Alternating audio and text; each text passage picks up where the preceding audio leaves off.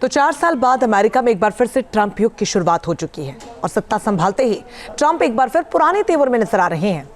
राष्ट्रपति बनने के बाद डोनाल्ड ट्रंप ने सबसे पहले जन्मसिद्ध नागरिकता कानून को खत्म कर दिया है और अब नए नियम के मुताबिक उसी बच्चे को अमेरिका की नागरिकता मिलेगी जिसके माता पिता या दोनों में से कोई एक अमेरिकी नागरिक हो या फिर माता पिता के पास ग्रीन कार्ड हो।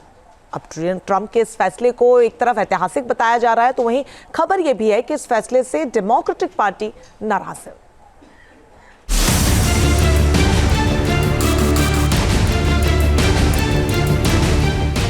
ट्रंप का एक आदेश, अमेरिका में मचा हड़कंप। बर्थ राइट सिटीजनशिप खत्म करने पर सवाल। सालाना 1.5 लाख नवजातों की नागरिकता पर संकट। ट्रंप के आदेश के बाद 20 राज्यों की सरकार पहुंची कोर्ट। राष्ट्रपति बनने के साथ ही ट्रंप एक के बाद एक धड़ाधड़ फैसले ले रहे हैं। उनके कई फैसलों ने अमेरिका सहित पूरी दुनिया को हिला रखा है। ऐसा ही एक फैसला ट्रंप ने लिया जिसके बाद पूरे अमेरिका में हड़कंप मच गया है। ट्रंप ने जिस एग्जीक्यूटिव ऑर्डर पर साइन किया उसमें से एक जन्मजात नागरिकता के अधिकार को समाप्त करने का फैसला भी है। ट्रंप के इस आदेश के मुताबिक अवैध प्रवासियों या वीजा पर रहने वाले लोगों के उन बच्चों को नागरिकता नहीं मिल पाएगी जिनका जन्म अमेरिका में होगा। ट्रंप ने इस आदेश को लागू करने के लिए 30 दिन का समय दिया है, यानी 19 फरवरी को ये समय सीमा पूरी हो जाएगी। इसलिए अमेरिका में 20 फरवरी से पहले बच्चों को जन्म देने की होड़ मच गई है। अमेरिका में प्रेग्नेंट महिलाएं बड़ी तादाद में डॉक्टरों के पास पहुंच रही हैं। हॉस्पिटल में महिलाओं की भीड़ लगी है। महिलाएं 20 फरवरी से पहले हर हाल में डिलीवरी के लिए सिजेरियन ऑपरेशन कराना चाह रही हैं। ट्रंप के आदेश के बाद ऐसे मामले तेजी से बढ़ गए हैं और इनमें कई भारतीय महिलाएं भी शामिल हैं जो 20 फरवरी से पहले बच्चे पैदा करना चाहती हैं। कई तो प्रीमेच्योर डिलीवरी कराने को भी तैयार हैं ताकि उनके बच्चे को अमेरिकी नागरिकता मिल सके। अमेरिका में समय से पहले डिलीवरी कराने की इस होड़ ने डॉक्टरों को भी चिंता में डाल दिया। डॉक्टरों के मुताबिक प्रीमेच्योर डिलीवरी से मां और बच्चे को खतरा हो सकता है। बच्चों के फेफड़ों का विकास नहीं हो पाता है।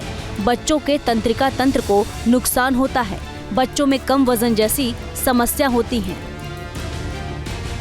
ट्रंप के ऑर्डर के बाद protecting the meaning and value of American citizenship in 3 परिस्थितियों में अमेरिकी नागरिकता देने से इनकार करता है।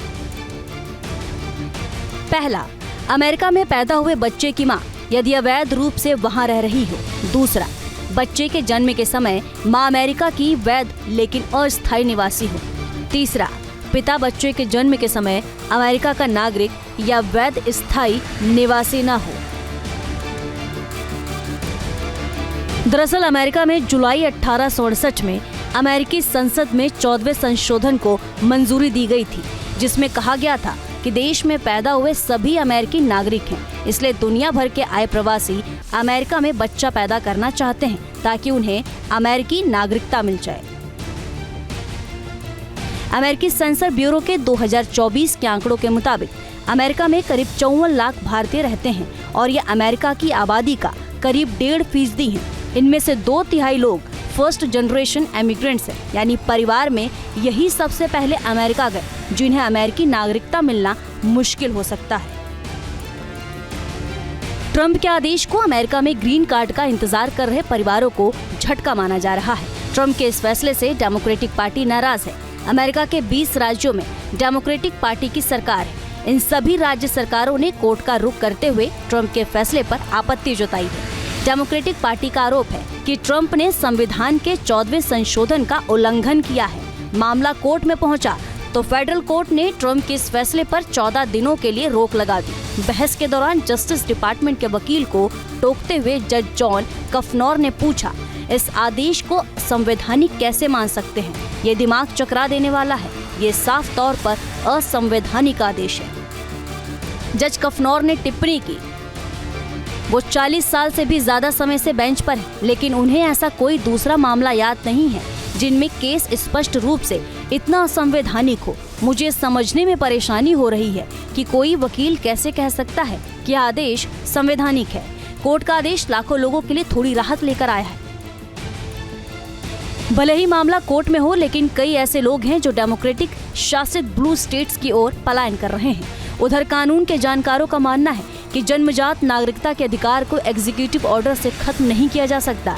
इसे खत्म करने के लिए संविधान में संशोधन की जरूरत होगी। ये संशोधन हाउस ऑफ रिप्रेजेंटेटिव और सीनेट में 2/3 वोटों के साथ ही पास कराया जा सकता है और इसमें राज्यों का भी समर्थन चाहिए। अमेरिका में ही ट्रंप के इस आदेश का विरोध शुरू हो गया है। 22 राज्यों के अटॉर्नी जनरल ने आदेश को रद्द करने की मांग की है। Team news nation.